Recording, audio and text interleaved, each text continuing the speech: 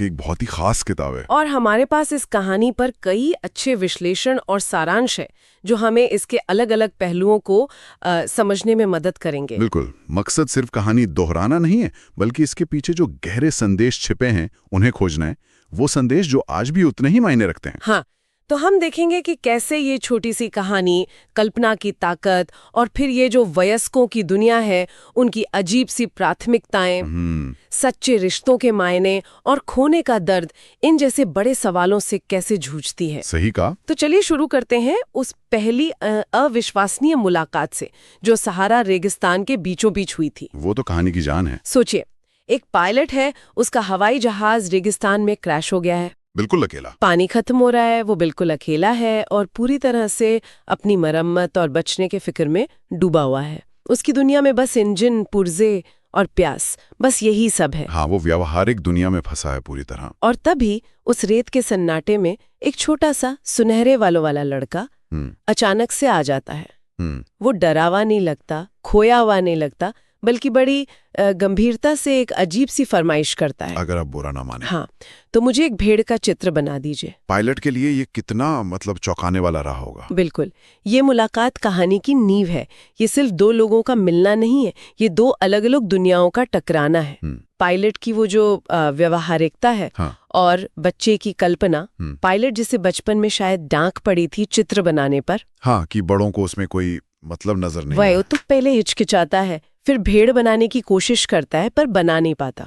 और फिर थककर वो बस एक बक्सा बना देता है और कहता है, तुम्हारी भेड़ इसके अंदर है। और कमाल की बात यह है कि नन्हा राजकुमार इससे खुश हो जाता है। सबसे खूबसूरत बात यही है, ये दिखाता है कि बच्चों के लिए या शायद हम सब के लिए असलियत सिर्फ वो नहीं जो दिखती है।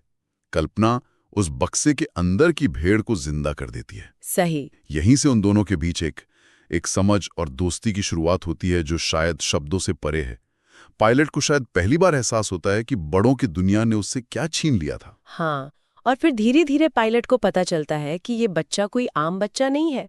वो एक बहुत दूर के छोटे से ग्रह से आया है, क्षुद्र ग्रह B612, जो शायद एक घर से ज्यादा बड़ा नहीं। हाँ, ये बात ही कहानी को एक परी कथा जैसा रंग दे देती है। बिल्कुल।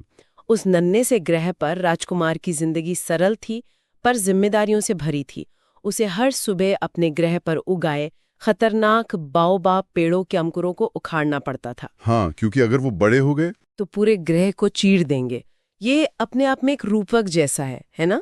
शायद छोटी बुराइयों को या समस्याओं को बढ़ने से पहले ही रोक देने का। बहुत गहरा मतलब है इसका। और बाओबाब के अलावा उसकी सबसे बड़ी जिम्मेदारी थी एक फूल, एक अनोखा बोलने वाला गुलाब। वो गुलाब, राजकुमार इस गुलाब से बेहद प्यार करता था, उसकी हर जरूरत का ख्याल रखता था। लेकिन ये गुलाब थोड़ा, कह सकते हैं, नखरीला था। हाँ, थोड़ा घमंडी भी। घमंडी और शायद थोड़ा असुरक्षित भी। वो राजकुमार से अपनी अहमियत जताने के लिए कई बार झूठ भी बोलता था। अच्छा। तो गुलाब के इस व्यवहार ने, उसकी बातों ने राजकुमार के नाजुक दिल को ठेस पहुंचाई। उसे अकेलापन और भ्रम महसूस हुआ। उसे समझ नहीं आया कि इस प्यार को कैसे निभाए। इसी उलझन और दुख से बचने के लिए और शायद दुनिया को और बेहतर समझने की चाह में उसने अपने ग्रह को छोड़ने और यात्रा पर निकलने का फैसला किया। ये हमें रिश्तों की उस जटिल सच्चाई के बारे में सोचने पर मजबूर करता है जहां प्यार के साथ अक्सर दर्द, गलतफहमी, हाँ, और असुरक्षा भी जुड़ी होती है। बिल्कुल। तो राजकुमार अपनी यात्रा पर निकल पड़ता है। पृथ्वी पर आने से पहले वो 6 और छोटे ग्रहों से गुजरता है। हर ग्रह पर सिर्फ एक ही वयस्क रहता है और हर कोई अपनी ही धुन में मगन, एक अजीब सी निरर्थकता में जी रहा है। ये सफर कहानी का एक बहुत महत्वपूर्ण हिस्सा है ना? बिल्कुल, ये सिर्फ ग्रहों की सैर नहीं है, ये इंसानी फितरत का एक आईना है। हाँ, ये ग्रहों की यात्रा असल में सेंट एग्जुपेरी का वयस्कों की दुनिया पर सबसे तीखा व्यंग्य है, कह सकते हैं। हर ग्रह एक खास तरह की मानवीय कमजोरी, ये भटकाव का प्रतीक है। और कमाल की बात है, ये पात्र आज भी हमें अपने आसपास दिखते हैं। बिल्कुल। जैसे पहला था वो राजा, एक खाली ग्रह पर बैठा था और मानता था कि वो पूरे ब्रह्मांड पर राज करता है। उसकी एकमात्र इच्छा थी आदेश देना, भले ही मानने वाला कोई ना हो या आदेश का कोई मतलब ना हो। ये सत्ता के उस नशे को दिखाता है जो तर्क से परे होता है। हाँ, ये बात तो सोचने वाली है। और उसके बाद वो अभिमानी व्यक्ति से मिला। सही, वो अभिमानी व्यक्ति, वो बस अपनी तारीफ सुनना चाहता था, राजकुमार के लिए उसका एक ही अनुरोध था, मेरी प्रशंसा करो। चाहे करने लायक कुछ हो या ना हो। हाँ, ये आज के सोशल मीडिया युग की कितनी याद दिलाता है, जहां लाइक्स और कमेंट्स की भूख कभी मिटती नहीं। बाहरी मान्यता के कितने भूखे हो गए हम। और फिर वो शराबी, उसकी कहानी तो और भी अजीब थी। हाँ, वो शराबी, वो इसलिए पीता था ताकि वो इस शर्म को भूल सके कि वो पीता है। मतलब एक दुष्चक्र। बिल्कुल, एक ऐसा फंदा जिससे वो बाहर नहीं निकल पा रहा था। ये दिखाता है कि कैसे हम कई बार अपनी समस्याओं के समाधान में ही और उलझ जाते हैं बजाय उनका सामना करने के। पलायनवाद का एक दुखद चित्र है ये। हाँ, इसके बाद वो व्यवसायी मिला। वो जो हमेशा व्यस्त रहता था। बहुत व्यस्त। वो तारों को गिनने में लगा था। क्यों? क्योंकि वो उन्हें अपना मानता था, अपनी संपत्ति। अच्छा। उसके पास उन तारों की सुंदरता देखने या उनके बारे में सोचने का वक्त नहीं था, बस उन पर मालिकाना हक जताना था। ये उस अंतहीन भौतिकवाद पर कटाक्ष है, जहां हम चीजों के मालिक तो बन जाते हैं, पर उनका आनंद लेना भूल जाते हैं। होने के बजाय रखने में ज्यादा विश्वास। बिल्कुल। 5वां ग्रह थोड़ा अलग था, वहां एक लैंप जलाने वाला था। राजकुमार को वो थोड़ा पसंद भी आया था। हाँ, क्योंकि वो लैंप जलाने वाला एक ऐसे ग्रह पर था जो इतनी तेजी से घूमता था कि उसे हर मिनट लैंप जलाना और बुझाना पड़ता था, बिना सवाल किए। हाँ, बस अपने आदेश का पालन कर रहा था।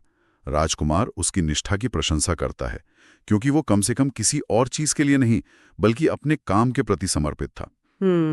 लेकिन यहां भी एक सवाल उठता है, क्या बिना सोचे समझे सिर्फ नियमों का पालन करते जाना ही कर्तव्य है, भले ही वो पूरी तरह निरर्थक हो? ये आज की नौकरशाही या कॉर्पोरेट कल्चर में भी दिखता है। हाँ, जहां लोग प्रक्रिया में इतने उलझ जाते हैं कि मकसद भूल जाते हैं। सही कहा। और आखिर में भूगोलविद्ता, वो तो ज्ञानी लगता था, मोटी मोटी किताबें लिखता था। लेकिन वो भूगोलविद्ता सिर्फ दूसरों से सुनी सुनाई जानकारी लिखता था। उसने कभी अपनी कुर्सी से उठकर अपने ग्रह को देखने की जहमत नहीं उठाई थी। अरे, वो ज्ञान को अनुभव से ज्यादा महत्व देता था।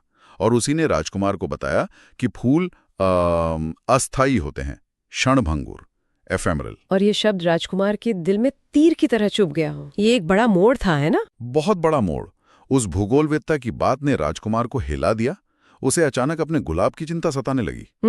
उसे एहसास हुआ कि उसका फूल कितना नाजुक है और वो उसे अकेला छोड़ाया है। उसे गहरा पछतावा हुआ। और उसी भूगोलवेत्ता ने उसे पृथ्वी पर जाने की सलाह दी थी। हाँ, क्योंकि पृथ्वी का अच्छा नाम था।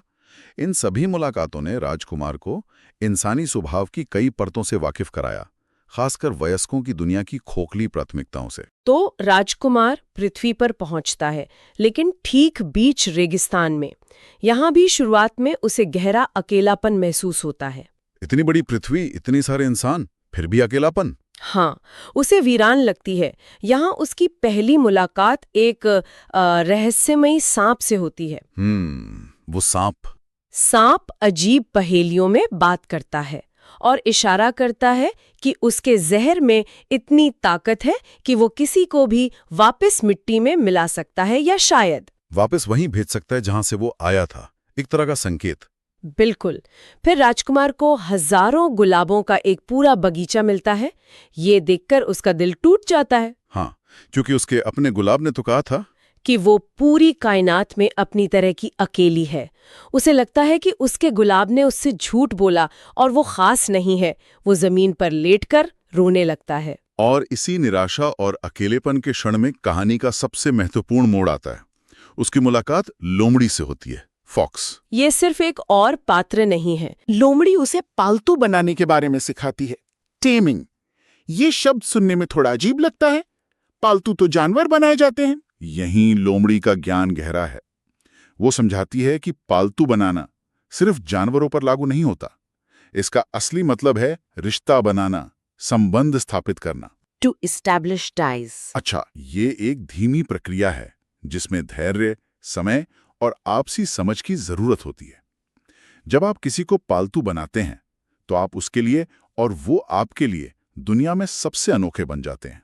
वाह, आपकी दुनिया एक दूसरे की वजह से रोशन हो जाती है। ये तो बहुत खूबसूरत विचार है। हाँ, और यही लोमड़ी वो कालजयी सबक सिखाती है जो इस कहानी का सार है।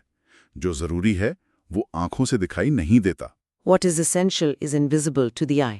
और दूसरी अहम बात, तुम जिस चीज पर अपना वक्त लगाते हो वही उसे तुम्हारे लिए इतना महत्वपूर्ण बनाती है। वाह, ये तो कमाल की बात है। इन शब्दों से राजकुमार की आंखें खुल जाती हैं उसे समझ आता है कि भले ही दुनिया में उस गुलाब के बगीचे जैसे लाखों गुलाब हों, पर उसका गुलाब उसके लिए अद्वितीय है। क्यों?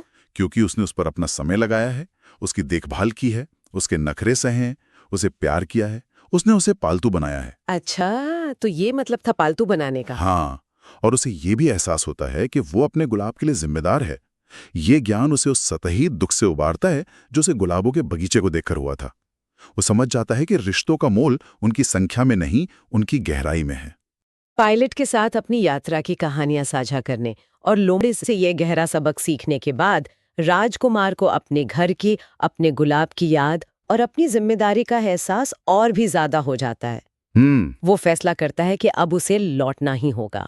हाँ, उसका सफर पूरा हो गया था एक तरह से। वह पायलट से ठीक उसी जगह मिलने का समय तय करता है जहां वे पहली बार मिले थे।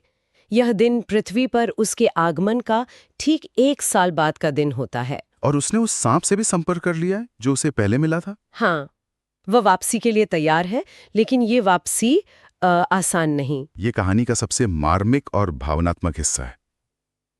राजकुमार अपने दोस्त पायलट को समझाने की कोशिश करता है कि उसे दुखी होने की जरूरत नहीं है। उसका शरीर पृथ्वी के लिए बहुत भारी है, वो इसे अपने छोटे से ग्रह पर वापस नहीं ले जा सकता। इसलिए जब सांप उसे ढंसेगा तो ऐसा लगेगा जैसे वो मर रहा है। पर असल में वो सिर्फ अपना बाहरी खोल, अपना बोझ यहीं छोड़कर हल्का होकर अपने तारे की ओर लौट रहा होगा। बिल्कुल।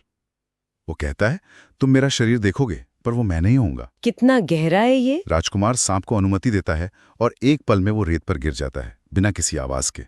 अगली सुबह जब पायलट उस जगह पहुंचता है तो राजकुमार का शरीर वहां नहीं होता। हाँ, पायलट को विश्वास हो जाता है कि उसका नन्हा दोस्त सुरक्षित अपने ग्रह B612 पर अपने गुलाब के पास लौट गया है। कहानी का अंत एक मीठी उदासी छोड़ जाता है। पायलट अपने दोस्त को बहुत याद करता है। वो रात में जब तारों को देखता है तो उसे लगता है जैसे सारे तारे हंस रहे हैं। क्योंकि उनमें से किसी एक पर उसका दोस्त रहता है। हाँ, लेकिन साथ ही उसे एक चिंता भी रहती है। उसने राजकुमार को जो भेड़ का चित्र बनाकर दिया था, कहीं वो भेड़ उस डिब्बे से बाहर निकलकर राजकुमार के प्यारे गुलाब को खाना जाए। वो सवाल एक अनिश्चितता छोड़ जाता है। हाँ, तो इस पूरी यात्रा, इन मुलाकातों, इस अंत का निचोड़ क्या है? क्या कहती है ये कहानी हमसे? द लिटिल प्रिंस कई स्तरों पर बात करती है। सबसे पहले तो ये कल्पना की शक्ति और बचपन की मासूमियत का जश्न मनाती है, जिसे वयस्क दुनिया अक्सर भुला देती है। हाँ, या दबा देती है। यह हमें याद दिलाती है कि दुनिया को सिर्फ तर्क और आंकड़ों से नहीं, बल्कि दिल और भावनाओं से भी देखना जरूरी है। दूसरे, ये सच्चे रिश्तों के महत्व पर जोर देती है। लोमड़ी का वो पालतू बनाना हमें सिखाता है कि प्यार और दोस्ती समय, समर्पण और जिम्मेदारी मांगते हैं। उन्हें बनाना और निभाना पड़ता है। बिल्कुल।